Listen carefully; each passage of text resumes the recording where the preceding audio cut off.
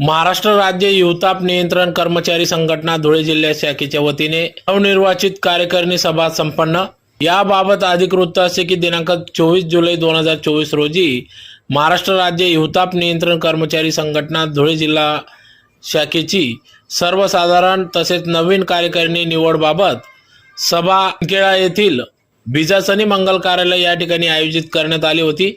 सदर सभेत अध्यक्ष श्री लक्ष्मण पंडित मराठे यांच्या अध्यक्षतेखाली नवीन कार्यकारिणी लोकशाही पद्धतीने निवडणूक प्रक्रिया संपन्न झाली।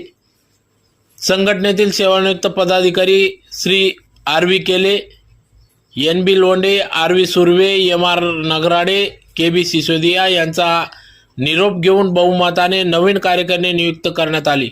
सभेत नियुक्ती लोकशाही कार्यकारिणी प्रक्रियेत सलग दुसऱ्यांदा जिल्हाध्यक्षपदी लक्ष्मण पंडित मराठे